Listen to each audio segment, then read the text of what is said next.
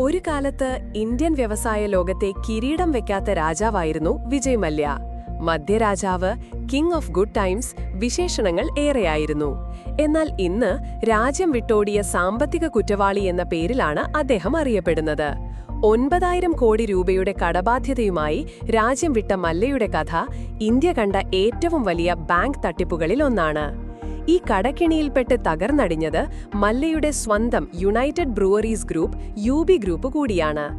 എങ്ങനെയാണ് മദ്യവ്യവസായത്തിൽ നിന്ന് തുടങ്ങിയ UB ഗ്രൂപ്പ് കിങ്ഫിഷർ എയർലൈൻസിൽ തട്ടി തകർന്നതെന്ന് നമുക്ക് പരിശോധിക്കാം.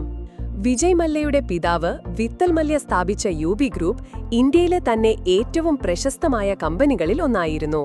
പിതാവിന്റെ മരണശേഷം വിജയ് മല്യ UB ഗ്രൂപ്പിന്റെ ചെയർമാനായി. കിങ്ഫിഷർ ബിയറിലൂടെ UB ഗ്രൂപ്പ് ഇന്ത്യയിലെ മുൻനിര മദ്യ ബ്രാൻഡായി വളർന്നു.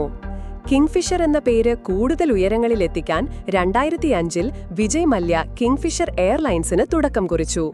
ആഡംബരത്തിനും മികച്ച സേവനത്തിനും പേരുകേട്ട കിങ്ഫിഷർ എയർലൈൻസ് പെട്ടെന്ന് തന്നെ പ്രശസ്തമായി. എന്നാൽ ഈ പ്രശസ്തിക്കിടയിലും എയർലൈൻസ് ഒരിക്കലും കാര്യമായ ലാഭം നേടിയില്ല.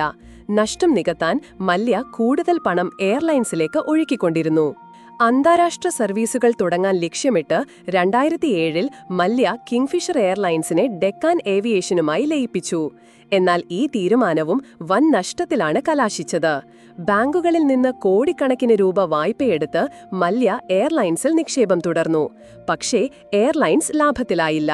2012 ആയപ്പോഴേക്കും കിങ്ഫിഷർ എയർലൈൻസ് ഭീമമായ നഷ്ടത്തിലായി. ജീവനക്കാർക്ക് ശമ്പളം പോലും നൽകാൻ കഴിയാത്ത അവസ്ഥ. എയർലൈൻസിന്റെ കടം പെരുകി. 2012-ൽ directorate general of civil aviation Kingfisher എയർലൈൻസിന്റെ ലൈസൻസ് റദ്ദാക്കി. ഇതോടെ കമ്പനിയുടെ പ്രവർത്തനം പൂർണ്ണമായും നിലച്ചു.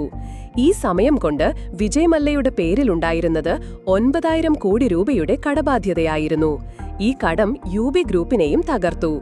ഒടുവിൽ 2016-ൽ ഈ കടങ്ങളിൽ നിന്നെല്ലാം രക്ഷപ്പെടാൻ വിജയ് മല്യ ഇന്ത്യ വിട്ട് ലണ്ടനിലേക്ക് കടന്നു. ഇന്ത്യൻ ബാങ്കുകളെ കബളിപ്പിച്ച് രാജ്യം വിട്ട മല്യയുടെ കേസ് ഇന്നും തുടരുകയാണ്. ഒരു കാലത്ത് വിജയത്തിന്റെ പര്യായമായിരുന്ന ഒരു വ്യവസായ സാമ്രാജ്യം തെറ്റായ തീരുമാനങ്ങളിലൂടെയും അമിതമായ ആത്മവിശ്വാസത്തിലൂടെയും കടക്കെണിയിലായി തകർന്നടിഞ്ഞതിന്റെ ഉത്തമ ഉദാഹരണമാണ് വിജയ് മല്യയുടെയും കിങ്ഫിഷർ എയർലൈൻസിന്റെയും കഥ.